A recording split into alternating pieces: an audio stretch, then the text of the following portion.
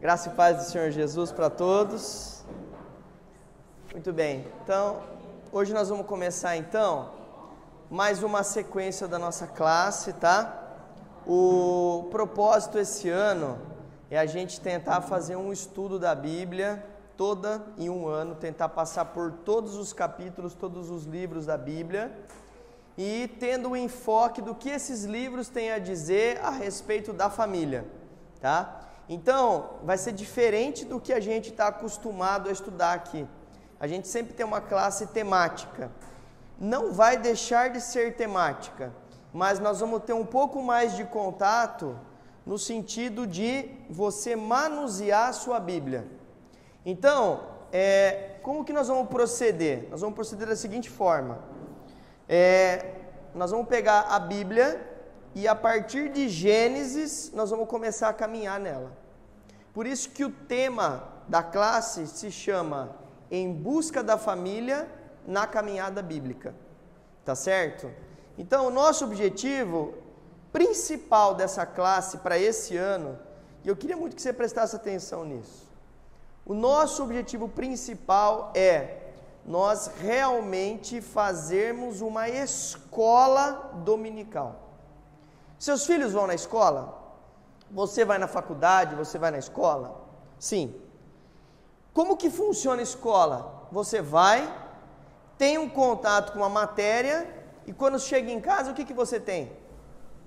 Tarefa, dever de casa.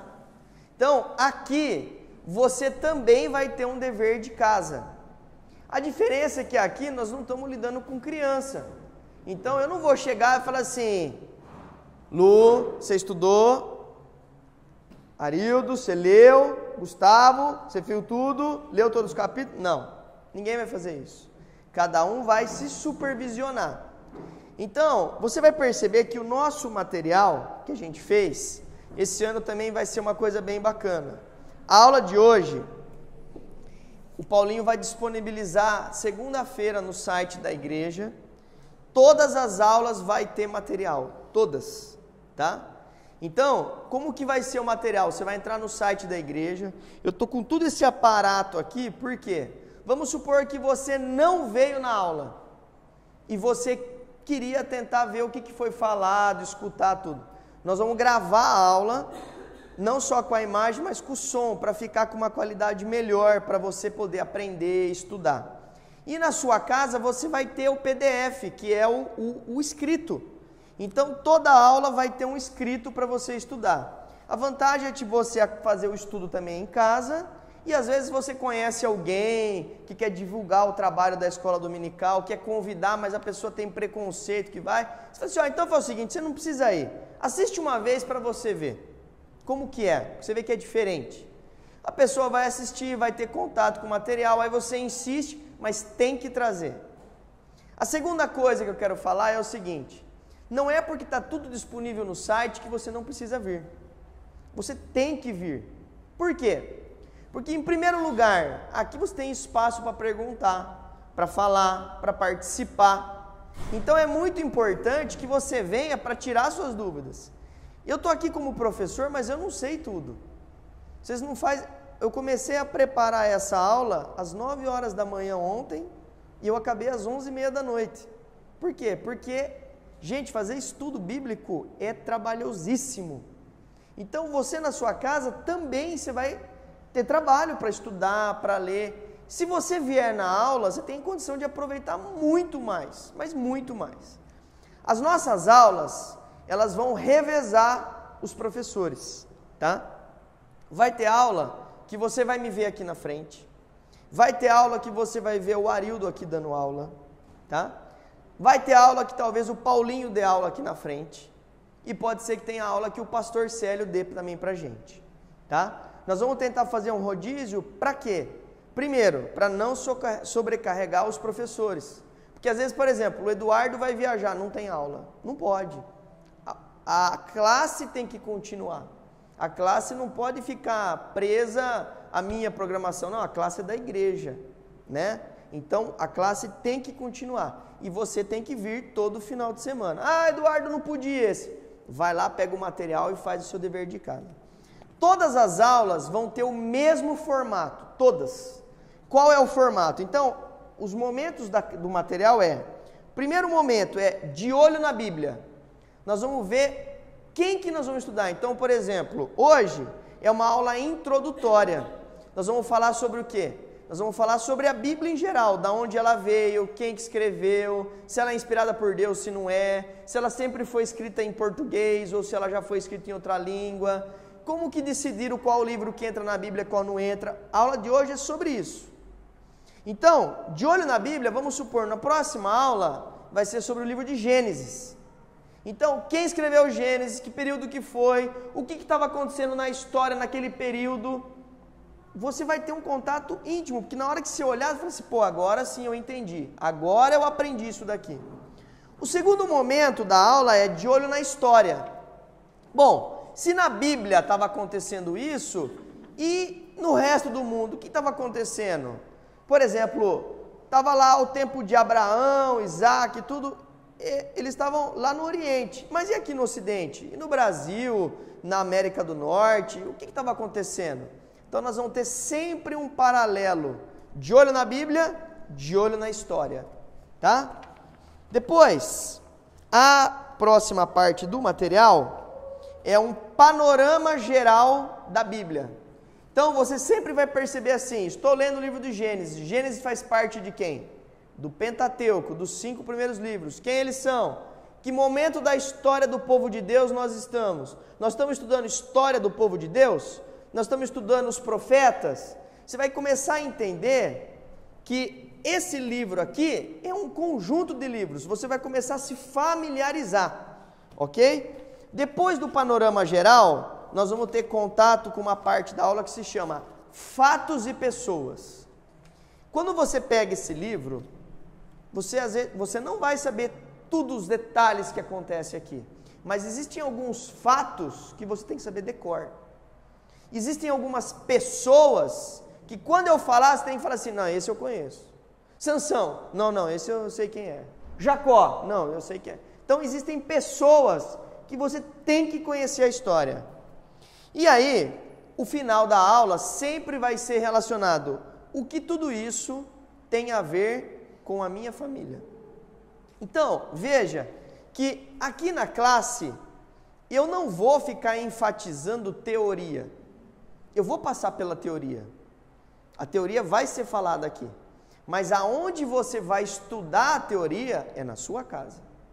Aqui o meu objetivo é apresentar o livro e falar, gente, o que isso tem a ver com a minha família? Sempre eu vou passar por tudo isso que eu falei, da parte histórica, da parte estrutural da Bíblia. Mas a ênfase da aula vai ser o quê? O que isso tem a ver com a minha família? O que a história de Jacó tem a ver comigo? O que Jacó tem a ver comigo? O que Ruth tem a ver comigo? Então, essas coisas que nós vamos trabalhar. E aí, existem 2 momentos aqui da aula, que é como se fosse uma lição de casa. O primeiro deles é o momento Hagá. Hagá é um desejo de você voltar para aquilo e ficar usando muito aquilo. O Ricardo Agreste, o pastor lá de Campinas, ele costuma fazer uma analogia do Hagá com o momento que o cachorro está se devorando no osso, né? Então, você imagina assim, o cachorrinho quando ganha um osso, ele fica lá roendo. Aí você chama ele para brincar, você vai brincar com ele. Quando ele está sem fazer nada, qual é a vontade dele? Voltar para o osso. Isso ele traduz como se fosse o Hagá, que é esse desejo constante em meditar, em você aproveitar aquilo. Então, o nosso momento Hagá sempre vai ser o quê? A lição de casa dos capítulos da Bíblia que você tem que ler durante a semana. Qual é o nosso objetivo aqui na classe? Ler a Bíblia em um ano. Eu não vou conseguir em um ano passar em detalhes de todos os livros da Bíblia. É impossível, gente. A gente só conseguiria fazer um curso mais a fundo da Bíblia se a gente fizesse em 3 anos. O nosso objetivo como escola dominical é começar fazendo um panorama em um ano. Você aprende a manusear. Qual é a próxima etapa? A próxima etapa é fazer em 3 anos. Aí é legal, ok? Então esse é o momento Hagá. E toda aula, você vai ver que a gente encerra o material com curiosidades. Então, nesse primeiro aqui, eu coloquei uma curiosidade para você a respeito por que o símbolo dos evangélicos é um peixinho. Vocês sabem disso ou não? Nunca parou para perguntar? Então você vai ler no seu material lá, tem escrito lá por que é um peixinho. O que está escrito dentro do peixinho? Então tem lá. E no final, você sempre vai ter um versículo para você decorar durante a semana. Então, que nem no último culto, a Sara, a filha da Lu, ela praticamente declamou o salmo todo. Bonito de ver isso. E adulto faz isso? Não faz? Adulto sabe a Bíblia decora alguns pedaços da Bíblia? Ou a gente só sabe João 3,16? E o Salmo 23, mas não sabe decor. Então, eu estou falando tudo isso porque toda aula vai ter um versículo para você decorar. Eu falo assim, a aula vai ter o versículo para você morar durante a semana. Ok? E todas as aulas na sua casa, você tem da onde eu tirei as informações que tem no seu fascículo. Então eu coloquei referência bibliográfica. Se você quiser saber se aquilo que eu escrevi aqui é verdade, tem a referência da onde eu tirei. O livro, a pregação, o pastor que falou, tem tudo aqui. Ok? Muito bem. Então, depois de apresentado aqui o material, vamos começar a nossa aula. Então, no primeiro momento, vamos ficar de pé. Momento do alongamento, estica bem para tirar o sono. Isso, dá uma esticada. Agora eu quero que você faça assim, ó, solta um pouquinho o seu corpo, dá uns pulinhos assim, ó. Isso. Hoje é a nossa primeira aula, então eu quero que você fale assim para a pessoa do seu lado: que bom que você veio na escola dominical. Que bom que você veio na escola dominical. Agora tem uma aluna de primeira aqui, hein? Legal, viu, Bruno? Que bom. Bom mesmo, senhor.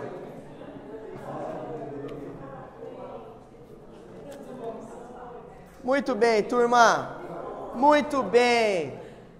Pode sentar. Depois desse momento aí de confraternização, vamos para o que interessa, né? Feche seus olhos, prepara o seu coração, porque por mais que a gente tenha teoria, nós vamos também meditar um pouquinho num texto aqui da Bíblia hoje, para a gente poder falar um pouquinho do que Deus tem a falar no nosso coração. Querido Deus, nós te agradecemos, Senhor, por essa manhã maravilhosa de escola dominical, Senhor. Agradecemos, Pai, porque temos a oportunidade de virmos livremente para a igreja e adorarmos a Ti, Senhor, sem sermos perseguidos, sem sermos obrigados, mas simplesmente porque nós Te amamos, nós Te desejamos e nós queremos cada vez mais saber um pouco da Tua história, da história do nosso povo e saber um pouco mais de como que o Senhor pode se revelar para nós através desse livro, da Bíblia. Pai, ilumina a nossa mente, o nosso coração, para que a gente possa sair daqui não só cheios de conhecimento, mas cheios do Espírito. Sopra no nosso coração, Senhor, em nome de Jesus. Amém. Pessoal, então é o seguinte, somente a Escritura. O tema de hoje é falar, conheça a sua Bíblia. Vamos conhecer um pouquinho a Bíblia.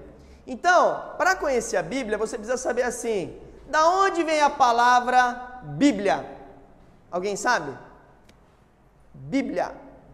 A palavra Bíblia vem do grego biblios, que significa livros, ok?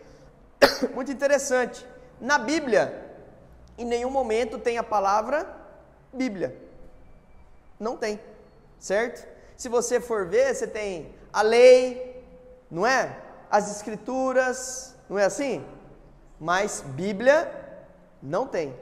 Então, composição da Bíblia. A Bíblia, ela é composta por vários livros que foram escritos por muitos autores. São 66 livros, escritos por mais ou menos 40 autores, em tempos diferentes. Mas a grande diferença da Bíblia para os outros livros é que esses autores, eles não escreviam apenas da vontade deles, mas da vontade de Deus. Se a gente pegar no texto de 1 Pedro 1, 10 a 12, por favor, abre. Carta de 1 Pedro, capítulo 1, do verso 10 a 12.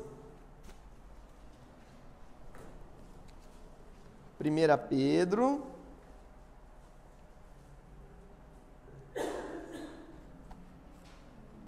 capítulo 1, verso 10 a 12. Acharam?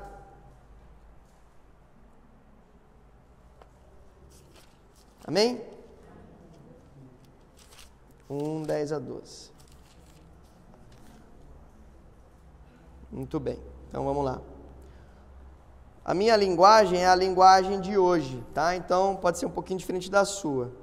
Foi a respeito dessa salvação que os profetas que falaram da graça destinada a vocês investigaram e examinaram, procurando saber o tempo e as circunstâncias para os quais apontava o Espírito de Cristo, que neles estava, quando lhes predisse o sofrimento de Cristo e as glórias que se seguiram àqueles sofrimentos.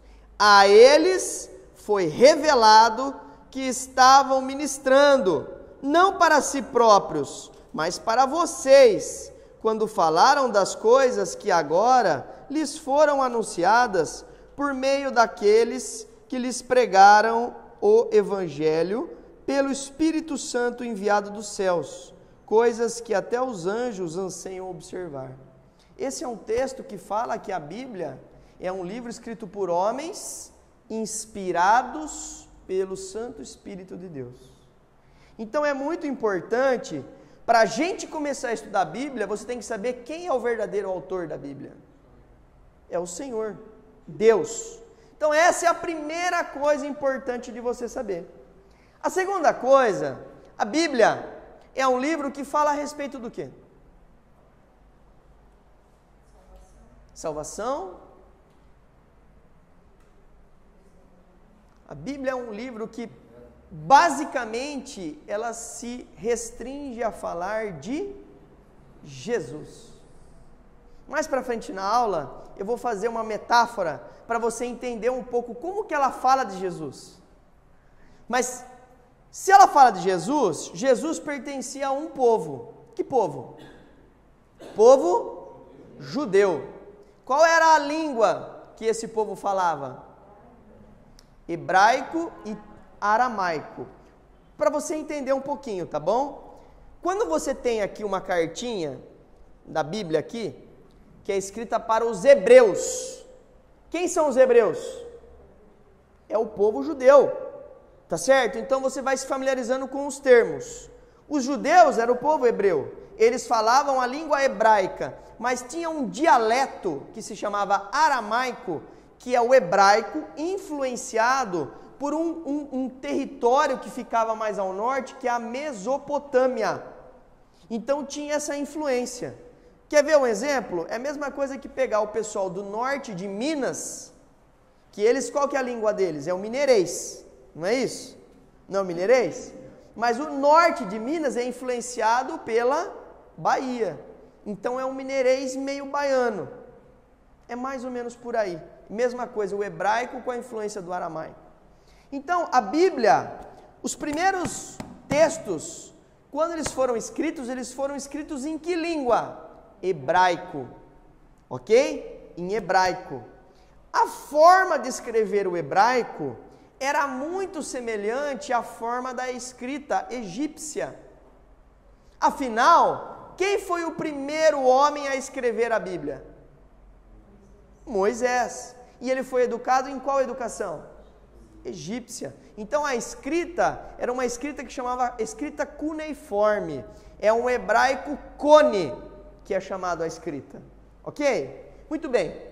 Sabendo disso, você sabe que a Bíblia, ela se divide em Antigo Testamento e Novo Testamento. O que significa a palavra testamento? Herança, o que mais? Tem uma palavra que representa melhor.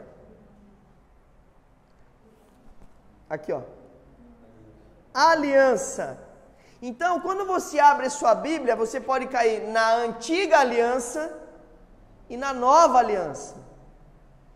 Qual é a antiga aliança? Quem recebeu? O povo judeu, através de Moisés. Ele recebeu a lei. Ele recebeu a aliança com o povo. Essa é toda a história da antiga aliança. E de repente vem a nova aliança. Quem é a nova aliança? Jesus Cristo. É você ter fé na salvação em Cristo Jesus. Muito bem, então agora você entende que a Bíblia é dividida em Antigo Testamento e Novo Testamento. Antiga aliança, nova aliança. Muito bem. Você sabia que antigamente não tinha capítulo e versículo? A gente está tão acostumado, ó, capítulo tal, versículo tal. Isso é muito recente. Isso é mais ou menos do ano de 1400 a 1700 que veio aparecer capítulos e versículos, tá? Então, antigamente você tinha o quê? Os rolos. Era tudo em rolo que você via. Mas ainda assim, vamos falar um pouquinho de como que começou a Bíblia. A Bíblia, ela não começou escrita. Porque Moisés, quando escreveu, ele escreve ali coisas que são relacionadas a 600 anos antes dele. E como que ele sabia aquelas coisas? Porque aquilo foi contado para ele. Aquilo foi falado para ele. Se você abrir a sua Bíblia no Salmo 75, abra a sua Bíblia no Salmo 75, verso 3 e 4. Salmo 75, perdão, 78, gente, perdão. Salmo 78, verso 3 e 4. Salmo 78, verso 3 e 4. Vamos lá. Minha versão é um pouquinho diferente da sua. O que ouvimos e aprendemos, o que os nossos pais nos contaram, não os esconderemos dos nossos filhos. Contaremos à próxima geração os louváveis feitos do Senhor, o seu poder e as maravilhas que fez. Então veja que naquela época a Bíblia era contada dessa forma. Você já assistiu aquela minissérie The Bible? É muito interessante essa minissérie, para você ter um pouquinho de noção de como poderia ter sido. É legal porque ilustra, tudo que ilustra eu acho que é interessante. Mas o começo da minissérie mostra Noé na arca, no meio daquele dilúvio lá, e a arca balançando para lá, porque ele arrumando as coisas, tudo, tal, e vai para lá e vai para cá e tal. E é interessante que na hora que Noé está correndo atrás, ele está com os filhos dele. E o que ele está falando? Ele está contando a Bíblia para os filhos. Aquilo é tradição oral. Ele começa, e no começo Deus fez a luz, Deus fez o mar, Deus fez a terra, depois ele fez os animais, e no tal dia ele fez o homem, e depois, e não sei o que, e então ele descansou. E então Deus descansou. Então você vê ele contando para os filhos dele que estavam passando por tudo aquilo, para eles entenderem o que estava acontecendo. É até legal falar que Adalto é o físico, né? Ele escreveu o livro Gênesis e ele comenta que naquela época as pessoas viviam que nem Adão, viviam 1000 anos. Então, quantas gerações ele contou a história da criação? Matusalém. Então, foi passado isso, tanto de ensinamento que eles iam aprendendo com a tecnologia da época, como também os fatos históricos. Isso mesmo. Então, isso se chama tradição oral. Mas, aí a gente já leu o Salmo, mas a tradição escrita, ela chega através de Moisés. Moisés, ele foi o primeiro escriba, foi o primeiro a escrever a Bíblia. E na sequência de Moisés, com todo o passar dos anos, o escriba mais famoso do povo judeu foi Esdras. E Esdras foi quem acabou organizando a Bíblia que existia naquela época, que se resumia a quê? Aos textos de alguns profetas e ao Pentateuco, que são os 5 primeiros livros da Bíblia. Muito bem, mas agora para a gente saber da onde veio a escolha dos livros e tudo, a gente precisa entender um pouquinho essa palavra, que é o cânon. Então, o cânon, o que significa essa palavra? Essa palavra significa, cânon significa medida, regra, norma. Então, quais são os critérios que o povo que estuda a Bíblia escolheu para saber se aquele livro ele realmente era inspirado por Deus ou era um livro que não era inspirado por Deus, que era um livro escrito por homens? Então, primeira coisa, ele é apostólico. A segunda coisa, ele é ortodoxo. O que é ortodoxo? Ele realmente segue doutrina, ele é coerente com a doutrina que a gente segue. Ele é universal, ele é para um povo, só ele é para todos os povos. E por último, ele encorajou a vida das igrejas ao longo do tempo. Isso são alguns dos critérios do cânon. Existem mais, ok? Bom, então, a Bíblia hebraica, que é a Bíblia do judeu, a gente acha que Bíblia de judeu é simplesmente o nosso Antigo Testamento e acabou. E não é bem assim. É o Antigo Testamento, mas ele é organizado de forma diferente, a Bíblia do judeu. Então, nós temos aqui, essas 3 divisões, porque a nossa Bíblia veio da Bíblia deles. Então, a primeira parte é a Torá, que são os 5 primeiros livros. Quais são? Vamos lá. Gênesis. Muito bem. Então, eles compõem a Torá, que é chamada de lei. Lei. Depois, nós temos o Nevim, que é relacionado aos profetas. E os profetas, eles podem ser os anteriores e os posteriores. Os anteriores, eles acabam considerando quem? Josué, os juízes, entendeu? Ezequiel. E os posteriores são os outros profetas, ok? E os outros livros, eles chamam de escritos, ou Ketuvim, que são os demais livros do Antigo Testamento. Muito bem. Sabendo que a Bíblia hebraica era dessa forma, vamos lá, vamos vindo pela história, tá bom? No período intertestamentário, então vamos lá, gente, vamos lembrar. Até Esdras, só tinham aqueles livros que a gente tem aqui. Gênesis, Josué, os livros de Samuel, Juízes, ok? Só tinham esses livros. Chegou em Esdras, eles falaram, bom, isso aqui realmente é o Antigo Testamento. Agora, a gente precisa definir o que vai ser a nossa Bíblia. Esse período intertestamentário, que período que ele é? Ele é de 300 anos antes de Cristo, então, imagina aqui, nascimento de Cristo, anda um pouquinho para cá, 300 anos antes de Cristo, até 70 anos depois de Cristo. Esse período aqui é considerado o período entre o Antigo e o Novo Testamento, tá? Foi nesse período que surgiu o cânon alexandrino, que é o concílio de Jâmnia, que foi o quê? A formação da Septuaginta, que são os 46 livros da Bíblia hebraica. Eles falam, peraí Eduardo, peraí um pouquinho, que 46? Não é 46, 39, não. Naquela época, a Septuaginta, que era a Bíblia escrita do hebraico para o grego, nessa época, qual era o povo que estava massacrando o povo judeu? Babilônia. Qual é a língua da Babilônia? Grego. Então, por isso que a Bíblia Septuaginta foi escrita em grego, ok? E eles acabaram adotando, inclusive, os livros que a gente considera apócrifos.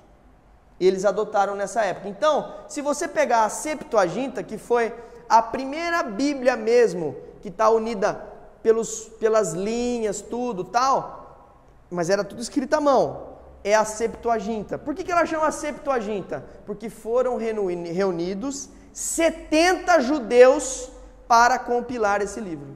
Então, por isso que ela chama Septuaginta. Ok? Com isso, fez esse cânon alexandrino, que é essa decisão. O povo judeu ficou um pouco dividido. Teve gente que achou legal ter os livros apócrifos, teve gente que não achou legal. Porque os livros apócrifos, na verdade, nós vamos ter uma aula para falar só sobre eles. Mas eles retratam muito a história, mas eles não batem algumas coisas com a ortodoxia. A doutrina deles acaba fugindo um pouco. Por exemplo, o livro de Tobias, que é um dos livros, ele fala a respeito de purgatório. Existe um outro livro que, se eu não me engano, é Macabeus. Macabeus fala em purgatório, Tobias fala sobre obras, salvação apenas por obras. Então, isso começou a dar problema no povo judeu. Beleza, 300 anos antes de Cristo, nasceu Cristo, 70 anos depois de Cristo, nessa época, foi destruída Jerusalém. E aí, os judeus resolveram fazer um outro cânon, que é o cânon palestinense, que é um cânon chamado breve. Então, esse cânon é chamado de longo, esse é chamado de breve. E nesse daí eles formaram o nosso Antigo Testamento, os 39 livros. Ok? Até aí foi, gente? Está acabando a parte cansativa da aula, viu? Está acabando. Muito bem, em 367 depois de Cristo, Atanásio, que era um dos monges que escrevia, também era um escriba, tudo, ele soltou uma lista de 27 livros que sugeria o Novo Testamento. E essa lista foi aceita em 397, nesse cânon 47, que é o de Cartago III. Então, fechou a Bíblia aí. E aí ficou 39 livros e 27 livros. Muito bem. A Igreja Católica, que era uma facção desse povo judeu, ela tinha que se posicionar. Então, o que fez? O bispo Damaso, ou Damásio, quem chama, pediu para um vigário chamado Jerônimo escrever a tradução da Septuaginta. Então, primeira Bíblia escrita em hebraico, a segunda grego, traduzida daquela. O Jerônimo pegou a de grego e traduziu para o latim. Deu para entender? Essa se chama Vulgata Latina. Muito bem, e a partir daí começaram os monges a serem, as pessoas que estavam lá nos mosteiros, escrevendo, aí surgiu o scriptorium, que eram os quartos de ficar copiando a Bíblia, tudo. Quem assistiu o filme do Sean Connery, O Nome da Rosa? Vocês são velhos, hein? Certo. Então é o seguinte, nesse filme, eu não sei se você se recorda, quando você tinha no mosteiro algum mongezinho, alguém que começava a enxergar diferente as coisas que os líderes ali do mosteiro pregavam, eles acabavam sendo considerados como hereges. E o chefe do mosteiro, para ele punir eles, o que ele fazia? Ele tinha que assassinar ele. Como que ele assassinava? Ele era cego. Então ele levava, estraguei o seu filme, tá? Levava ele até o quartinho, que era um scriptorium, e ele punha a pessoa para ler a Bíblia para ele escutar. A diferença é que na hora que a pessoa folheava a Bíblia, ele colocava veneno na folha. Então a pessoa fazia, e isso aí ia se envenenando. Ok? Acabou o filme para você. Muito bem. Então, ali estavam os monges. Gente, até aqui é tudo escrito na mão. Você já pensou você escrever a Bíblia na mão? Meu irmão, haja paciência, né? Se para ler a gente já não lê, imagina escrever, né? Bom, em 1455 na Alemanha, em Mainz, surgiu a prensa de Gutenberg. E aí a primeira Bíblia impressa, a Vulgata Latina. Quantos livros ela tinha? 46 no Antigo Testamento e 27 no Novo Testamento. Em 1534, bom, antes disso daqui, antes de chegar aqui, teve um inglês que chama John Wycliffe, que foi em 1300 e alguma coisa, na Inglaterra. Ele começou a pegar a Bíblia e começou a traduzir para o inglês, para as pessoas terem acesso. Mas lembre-se que antes de chegar na prensa, aqui ainda você tinha cópias, tudo impressa, mas antes, as pessoas, quando elas tinham acesso à Bíblia, era tudo só pessoal do clero. O pessoal não tinha acesso à Bíblia. igual a gente tem. Então esse John Wycliffe, o que ele começou a fazer? Ele traduziu para o inglês. E ele começou a ficar descontente com algumas coisas de conduta dos líderes religiosos.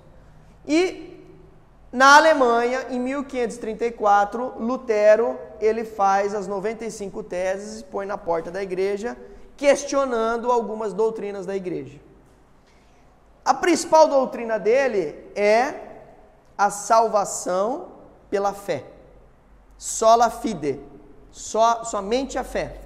Essa é a principal doutrina de Lutero. Aí vem uma coisa interessante que tem no seu material. Lutero, ele também questionava os 7 livros apócrifos. Ele questionava. Então a Bíblia dele era só 39, não era 46. Ele não queria. Ele até traduziu para o alemão os outros apócrifos, mas ele não aceitava. Só que além de não aceitar esses 7 apócrifos do Antigo, ele também não aceitava alguns do Novo Testamento. Por exemplo, ele não aceitava o livro de Tiago. Aí você fala, por que não? Porque lembra que tem um texto de Tiago que fala que a fé sem obras é vã? Vocês lembram? Então, nessa parte, ele não aceitava. Por quê? Porque para ele é só fé que salva. Então, começou a ter começou a ter a reforma, mas a reforma não é uma coisa única. Alguns viam de uma forma, outros, no caso aqui, por exemplo, o Calvino, viu de outra forma, certo? Com esse movimento de um levanta e fala, vocês estão falando errado, não é assim não. Esses livros que vocês colocaram aqui não tem nada a ver, ele não bate com a doutrina que vem trazendo do Antigo Testamento. Aí vem Calvino, também arrebenta, fala, não tem nada a ver. A Igreja Católica, que era no caso a Igreja Universal até então, ela tinha que se posicionar diante desses hereges. Então em 1546 veio o Concílio de Trento, que firma, fala assim, vai ser assim e acabou. E veio o primeiro dogma da igreja, que foi quando rachou e ficou mesmo igreja católica, e a partir daí a reforma seguiu o caminho dela. Acabou a parte cansativa da aula. Tudo bem? Vocês entenderam direitinho? Então, só recapitulando. A primeira Bíblia escrita em hebraico, a segunda grego, como que é o nome dela? Septuaginta. Primeira Bíblia, hebraico. A segunda, grego, escrita em Septuaginta. A terceira Bíblia, latim, chamada Vulgata Latina. Ok? Muito bem. Sabendo disso, para onde nós vamos agora? Nós vamos fazer um panorama geral. Olha que bacana isso. Você tem aqui o Antigo Testamento. Você já leu o Antigo Testamento? Se você não está habituado a ler, quando você lê as primeiras vezes, você acha que não tem nada a ver. Você só vê briga, só vê guerra, só vê destruição. É só isso que você vê. E aí quando você vê o Novo Testamento, você fala, aqui sim, aqui tem Jesus. No Antigo não tem. No Novo tem. Mas, como que funciona no Antigo? No Antigo, é como se Jesus ele fosse um rastro de pólvora, passando pelo Antigo Testamento. E quando chega o Messias, pum, explode. E essa explosão ilumina todo o Antigo Testamento. E você olha e fala assim, agora faz sentido. Agora tem coerência. Você consegue entender isso? É assim que funciona Jesus. E aí, fazendo um panorama geral. Então, a primeira coisa para você entender a sua Bíblia. O seu Antigo Testamento, olha para mim. Todo mundo acho que conhece o Arco do Triunfo lá de Paris, que é esse desenho que eu pus aqui, né? Se você não conhece, entra na internet, vai lá e olha, porque é um arco. Muito bem. Aqui tem um pilar, aqui tem um outro pilar, e aqui em cima é onde tem a parte horizontal, ok? Nesse primeiro pilar, eu tenho aqui embaixo 5 livros, que é o Pentateuco, que são Gênesis, Números, Deuteronômio. Muito bem. Na parte superior, eu tenho 12 livros históricos, que começa com Josué, né? E termina com Esther. Isso aí. E cronologicamente. ok? Tenho 12 livros. Esses 12 livros, eles contam a história do povo, assim como o Pentateuco, que tem a lei e a história. Do lado de cada pilastra, eu tenho 5 livros de profetas maiores, ok? Quais são? Isaías, Jeremias, Lamentações, Ezequiel, Daniel. E, esse é difícil, hein? Os 12 profetas menores. Tudo bem, eu não vou exigir, tá bom? Mas, ok, deu para entender? Quantos livros do lado direito eu tenho? 17. E do lado esquerdo? 17.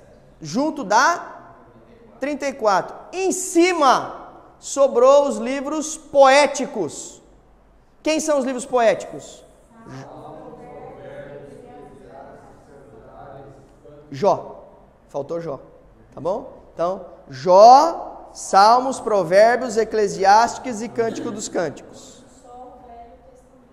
E só o Velho Testamento. Vocês entenderam essa divisão? Entenderam? Então agora eu quero que você preste atenção em mim. Aqui é história. É a história de um povo. Qual povo? Judeu. Aqui é a pregação que esse povo recebeu durante a história. Isso aqui é a IPB de Jaú. Isso aqui são os pastores que passaram aqui na IPB de Jaú pregando. Isso daqui. Isso aqui é o seu coração. É o seu sentimento que você viveu nesse período diante dessa mensagem. Você consegue entender isso? Ok? Muito bem. Então, nos livros históricos, eu vejo fatos, história. Eu lembro o quê? O passado. Aqui eu vejo os feitos de Deus. Isso daqui é um livro narrado. E isso fala sobre o povo da aliança. Os poéticos fala sobre experiência, sentimento. É uma coisa que ela fica presente para sempre. Quando você está aflito, você lê um salmo. Se você quer sabedoria para tomar uma decisão, você lê Provérbios. Se você começa a ficar cansado da vida, entediado, começa a achar que nada faz sentido, você lê Eclesiastes. E se você está apaixonado, por exemplo, eu, eternamente apaixonado, todo dia de manhã, a primeira coisa que eu falo para ela é: amor, eu te amo. E ela fala o que para mim? Deixa eu dormir.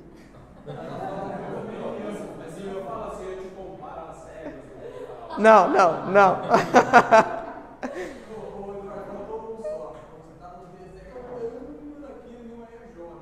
Ah, é verdade, é isso aí. Quando você está naquele dia mal, você lê Jó. É isso aí. Muito bem. Então isso daqui é a prática da aliança. É onde você descobre os caminhos de Deus. E por fim, os proféticos, ele fala sobre expectativa, sobre futuro, e fala sobre profecia e a vontade de Deus. Muito bem. Bom, vamos fazer um caminho aqui, ó. Aqui eu tenho um pouquinho do Pentateuco, tá? Então, vamos lembrar o seguinte: o povo ficou escravo do Egito quantos anos? 420.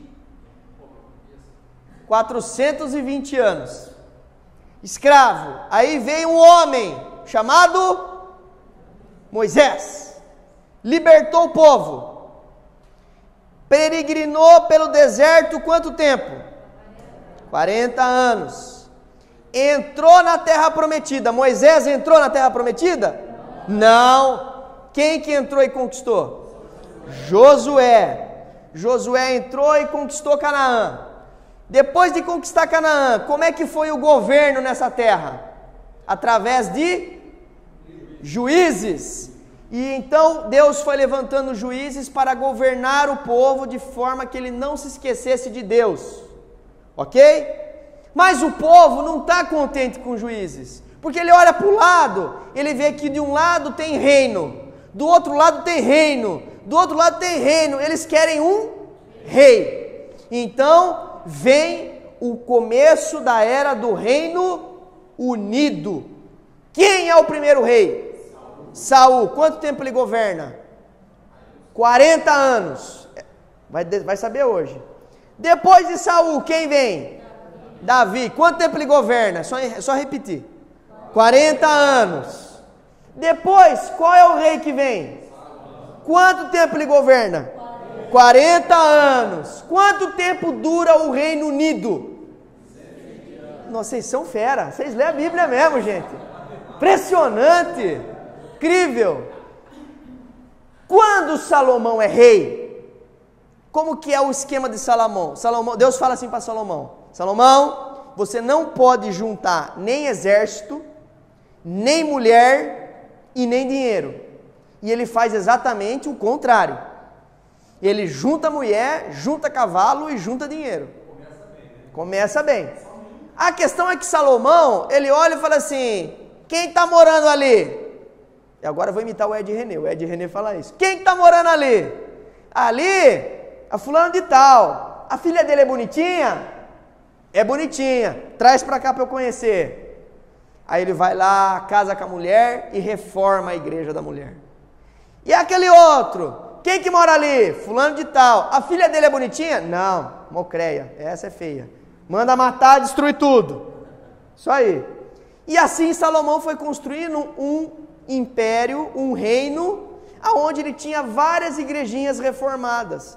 No final do reino dele, ele tinha um reino extremamente idólatra. A idolatria. Quando termina o reinado de Salomão, quando termina, então nós vamos viver um momento de guerra civil. E aí vem o rei Jorão e depois Jeroboão. Jeroboão divide o reino. Aí nós vamos para o reino do norte e reino do sul. No reino do sul, lembra quantas tribos são? 12.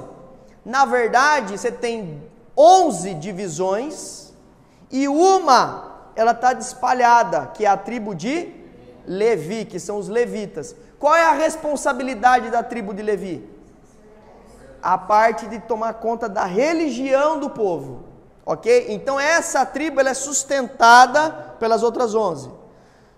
Quando divide os reinos, embaixo fica o reino de Judá. No norte fica o reino de Israel. Capital de Israel, Samaria. Capital de Judá, Jerusalém. Quantos reis tiveram o reino do norte? 20. E o do sul? Só tira um. 19. Muito bem, vocês estão sabendo bem. É isso aí. Eu sei porque eu decorei tudo ontem à noite. Vamos lá. Então, 20 no norte, 19 no sul. Quantos reis do reino do norte seguiam a pregação e a vontade de Deus tudo? Quantos do reino do norte? Nenhum. E do reino do sul, quantos? 8. Isso mesmo, gente. Muito bom. E a partir daí, nós vamos continuar seguindo a história. E você dividiu os reinos, tudo. E você conseguiu entender um pouquinho a história. Lembre-se que os dois reinos, eles sofreram exílio. O reino do norte, quem era o povo que começou a massacrar? A Síria. E o sul? Babilônia. Ok? Você começa a entender a Bíblia. Está reino dividido? Aqui o massacre é feito pela Síria. E embaixo, pela Babilônia. Como é que é o jeito da Babilônia escravizar? Eles tiram o povo da onde eles moram, saqueiam tudo e levam eles de escravo. Você entendeu? E na Assíria? Na Assíria não. Na Assíria eles tomam conta, destrói tudo e vai e tal. Muito bem. Quando termina esse exílio, que é o pós-exílio, existe a volta do povo para a terra. Qual é o livro que nós estamos para a volta do povo? Livro de Esdras. E quem que vem para construir os muros? Neemias. Isso. Beleza, gente? Certo? e vai terminar depois com a chegada do povo persa para tomar conta do povo, e aí tem uma mulher que vai ser usada por Deus para impedir que o povo seja exterminado. Como é que é o nome dela? Ester. Panorama geral do Antigo Testamento. Ok? Tudo bem? Muito bem. Novo Testamento. Isso aqui fui eu que inventei para você tentar entender. O Novo Testamento, eu quero que você entenda que ele é uma cruz. Ele tem 4 partes: os evangelhos, as cartas paulinas, as cartas gerais e o livro de Apocalipse. Ok? Quantos livros o Novo Testamento tem? Olha para mim, é fácil, é fácil. Quantos livros o Antigo Testamento tem? 39. Quanto que é 3 vezes 9? 27, é o Novo Testamento, tá vendo? Bíblia também tem numerologia. Você viu só? Muito bem. Então, vamos seguir. Mais uma vez, passando pela história. Criação, queda, disseminação do pecado. Vem Noé, dilúvio. Torre de Babel, disseminação das nações. Escravidão no Egito, quantos anos? 420. Êxodo. Aí, quanto tempo que o povo anda no deserto? 40. Conquista de Canaã por Moisés? Josué. Período de Juízes. Reino Unido, são 3 reis. Quanto tempo demora? 120 anos. Reino dividido. Quais são os reinos? Reino do Norte e Reino do Sul. Reino do Norte, quem é? Israel. Capital? Samaria. Por isso que tem os samaritanos. Isso. Reino do Sul? Judá. Capital? Jerusalém. Quantos reis teve o Reino do Norte? 20. Quantos reis teve o Reino do Sul? 19. Quantos reis foram de acordo com a vontade de Deus no Norte? 0. E no Sul? 8. Gente, vocês sabem tudo. Exílio. O exílio foi no Reino do Norte por quem? Pela Síria. No Sul? Babilônia. Vem o retorno. Quem retorna primeiro? O livro de Esdras. Quem reconstrói os muros? Neemias. Período intertestamentário. Que Bíblia que surge aqui? Septuaginta. Quantos livros tem a Septuaginta? 46. Muito bem.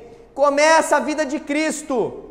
Muito bem. Aí, qual é o livro que começa a retratar a história da igreja primitiva do Novo Testamento? Se vem os apóstolos, vem depois as atitudes deles. Então vem o Atos dos Apóstolos.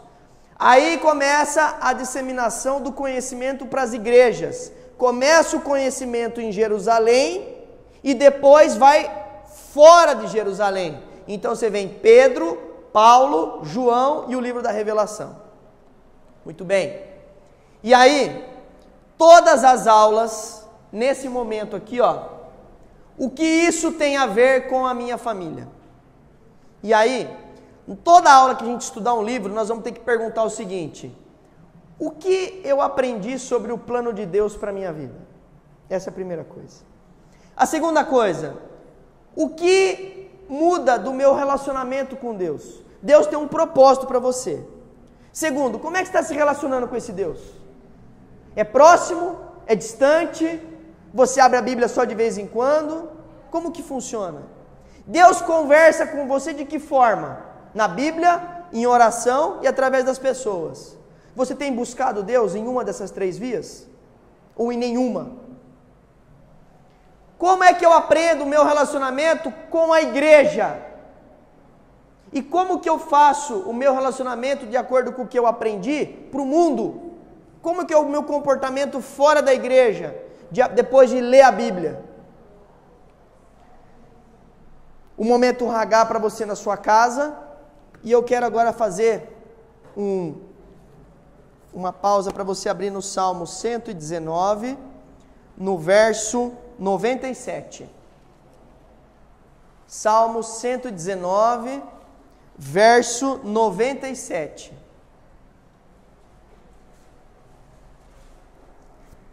Salmo 119, verso 97. Quando que surgiu mesmo os capítulos e os versículos?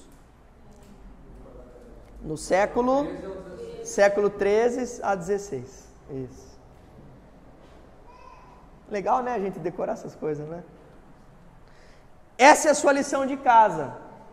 Essa semana, você tem 7 dias para ler de Gênesis 1 até o 23. Se você quer ler a Bíblia em um ano. Domingo que vem vai ser aula em conjunto aqui no templo. É o único domingo que não vai ter a aula nossa aqui da nossa classe. É o único domingo. Depois, em todos os feriados, vai ter a classe. Tá? Esse próximo domingo a gente não vai fazer por conta do acampamento. Senão a gente vai competir. Às vezes tem pai que tem filho lá e que não vai visitar por causa da escola dominical. Então a gente não quer. Tá bom? Muito bem. Salmo 119, verso 97. Eu vou ler, a minha versão é um pouquinho diferente da sua. Como eu amo a tua lei, medito nela o dia inteiro. Os teus mandamentos me tornam mais sábio que os meus inimigos, porquanto estão sempre comigo. Tenho mais discernimento que todos os meus mestres, pois medito nos teus testemunhos. Tenho mais entendimento que os anciãos, pois obedeço aos teus preceitos. Afasta os pés de todo o caminho mau, para obedecer a tua palavra. Não me afasto das tuas ordenanças, pois tu mesmo me ensinas.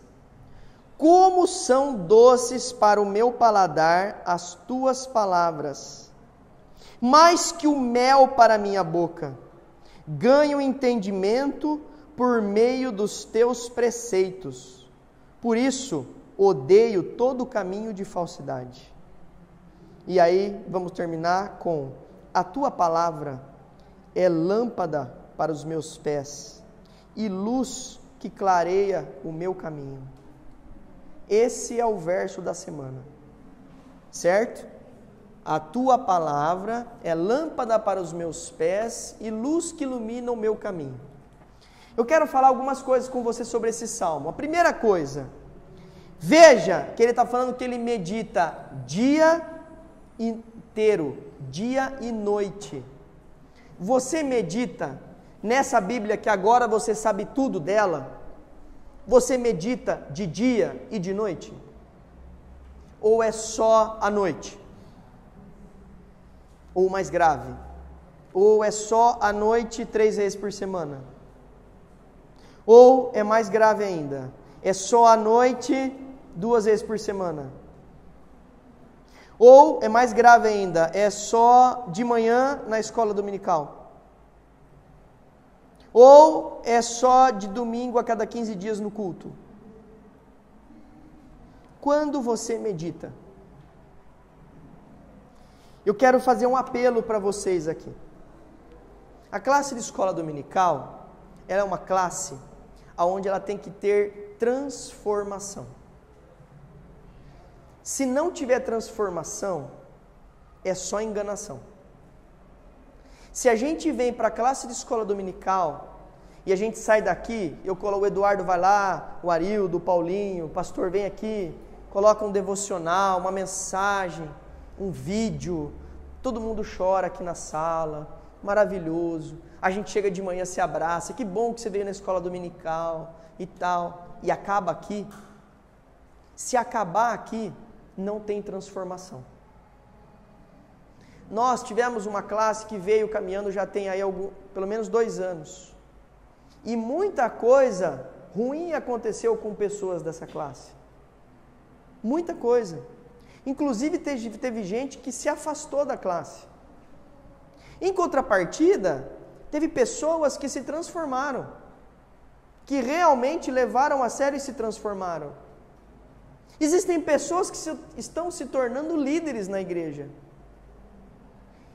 Isso não é pela a escola dominical, isso glória a Deus, mas tem que haver um trabalho transformador. Só que para haver o trabalho transformador, não adianta vir o pessoal da filmagem, colocar um microfone aqui, não adianta eu colocar um slide com uma imagem aqui no fundo, fazer um slide tudo bonitinho, você ter o PDF na sua casa, se você não utilizar isso. Não adianta eu te dar um tênis de marca super bom e você não saber usar esse tênis. Não adianta você ter um carro com ar-condicionado e você não usar o ar-condicionado. Não adianta você entender tudo da Bíblia e não estudar a Bíblia. Só tem jeito da gente transformar essa classe se você realmente chegar na sua casa e ler a Bíblia. E ler a Bíblia, dessa vez você não vai ficar meio assim, mas por onde eu começo? Eu estou falando para você onde você tem que ler. Eu estou te dando um dever de casa. Você vai ler de tal livro a tal livro. Você vai estudar. Por quê? Porque na próxima aula, quando que nós vamos começar a falar? Nós vamos falar sobre Gênesis. E você não pensa que eu vou falar, então hoje eu vou falar só de Adão. Na próxima aula eu vou falar só de Abel e Caim. Uma aula eu vou ter que falar o Gênesis inteiro. É muita coisa para uma aula. Mas por que isso, Eduardo? Porque não cabe a Bíblia em um ano. Nós vamos ter que passar pelos livros. Aonde que vai estar o estudo? Na sua casa. É na sua casa que você vem aqui e fala assim, Eduardo, eu li lá do Caim e Abel, por que Deus não aceitou a oferta de Caim? Por que Deus colocou uma marca na cara de Caim? Eu preciso saber essas coisas. Por quê? Eduardo, Noé, quando ele realmente, as filhas dele foi lá para a arca, igual no filme lá que mostrou, como que foi? Realmente o filho dele voltou lá para pegar a menina que ia ficar para fora?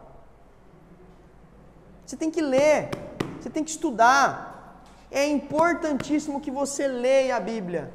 Porque aqui nesse texto que a gente viu, se você ler a Bíblia, ela fala, afasta os pés de todo caminho mau, por obedecer a tua palavra. Se você tem contato com a Bíblia, você se afasta do caminho mau. Agora, meus irmãos, se você não lê a Bíblia, você não vai saber nem o que é caminho mau. Lembra, o mal, ele vem e ele se entra nas nossas vidas por brecha. É por brecha.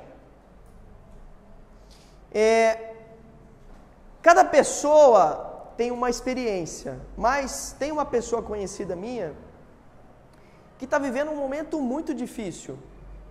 Muito difícil. É uma pessoa muito próxima, está vivendo um momento difícil, um momento onde ela ficou doente, psiquiatricamente abalada, teve que procurar o psiquiatra porque não estava bem, se afastou de Deus, e era uma pessoa que na infância era muito apegada a Deus, e ficou muito doente. E recentemente ela retomou o tratamento psiquiátrico dela e está retomando. E eu estou tentando andar junto com essa pessoa. E estou tentando falar de Deus. E uma metáfora que eu usei para essa pessoa foi a respeito da rocha e da água do mar. Se você já foi na praia, você já viu aquela cena da água, da onda vindo e... Quando você olha aquela cena, e eu pergunto para você, a água quebra essa rocha? Naquele momento? Você fala, não quebra. Mas se você parar um pouquinho e olhar aquele movimento por séculos, por 300 anos, você vai perceber que aquela água, ela começa a lascar a pedra. E ela vai criando brechas nessa pedra, nessa rocha. Até que a água, quando ela vem, ela não fica só por fora, ela começa a entrar na brecha. Até o ponto que ela começa a comer a rocha por dentro. Até o ponto que uma ondinha desse tamanhinho quebra a rocha. A nossa vida é assim. Aí eu te pergunto, você é mais parecido com a água ou você é mais parecido com a rocha? Porque a rocha, ela fica estática. Ela fica parada. Ela não tem reação. E ela só fica tomando. E ela deixa. Ela não tem reação. Ou você é como a água, que está sempre ativo, que está sempre se infiltrando em brechas do lado positivo para pregar a palavra de Deus? Que você está tentando o tempo todo se alimentar para que você possa se debruçar dia e noite e possa ser usado? Ou você é rocha, que você sai daqui e deixa a água lá de fora, fica batendo. Aí chega um dia que você chega aqui na igreja e fala assim: ai meu Deus, eu não sei o que aconteceu, tudo saiu do meu controle, olha, foi um negocinho assim, uma briguinha assim, e acabou. Destruiu minha vida, destruiu isso. Você é rocha ou você é água? Então, eu gostaria muito que nessa classe aqui, a gente tivesse uma atitude para as nossas casas, não aqui. É importante que você venha, Quanta coisa você aprendeu hoje? Você aprendeu o cânon, você aprendeu que não era 400 anos, que é 420, você aprendeu que são 120 anos de reinado, você aprendeu a Septuaginta, você aprendeu a Vulgata, você aprendeu um monte de coisa. Se alguém virar para você e falar assim: da onde que veio a Bíblia? Hoje você sabe. Você sabe o texto da onde fala que é inspirada por Deus. Você tem que começar a ter substrato, porque você tem que ser atalaia. O que é atalaia? Você tem que ser porta-voz do Espírito Santo na vida dos outros, proclamador do Evangelho. Isso é dever do cristão. Então, eu gostaria da gente encerrar realmente com esse verso, que a Bíblia para você seja lâmpada para os teus pés, e a palavra de Deus ela seja luz para os nossos caminhos, que ela ilumine mesmo. Você tem tantas situações que você está vivendo na sua vida, pega a Bíblia, lê um salmo, tem tanto salmo maravilhoso. Se você quer salmo para você, por exemplo, saber como é que você lida com pessoas do mundo, pessoas perversas, leia o Salmo 1. Se você quer saber como é que você lida com o seu sofrimento, leia o Salmo 5. Tem muito salmo, gente. Tem muito salmo. Então, por favor, não deixe de ler a Bíblia. Ok? Vamos orar? Querido Deus, nós te agradecemos, Senhor, por mais uma manhã de escola dominical. Agradecemos, Senhor, por essa primeira aula, mesmo sendo muito pesada, com muita informação, mas que o Senhor encheu o nosso coração não só de conhecimento teórico, mas que também o Senhor quebrantou o nosso coração para que nós possamos chegar nas nossas casas e nos debruçar na Tua Palavra. Que nós realmente possamos estudar a Bíblia de forma que o Senhor se revele na nossa vida, que nós possamos encontrar o Senhor.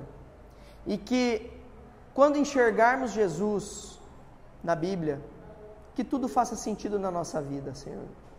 Que nós possamos utilizar dos personagens, dos fatos, da história, do sentimento, para que nós possamos fazer um paralelo com as nossas vidas e percebermos o quão importante que esta palavra traz ao nosso coração, em termos de atitudes, de comportamento e de vontade. Obrigado, Senhor, por tudo que o Senhor tem feito até aqui. Fortalece a nossa classe de escola dominical, fortalece o Teu Evangelho, Senhor, para que nós possamos proclamar na vida daqueles ainda que não Te conhecem.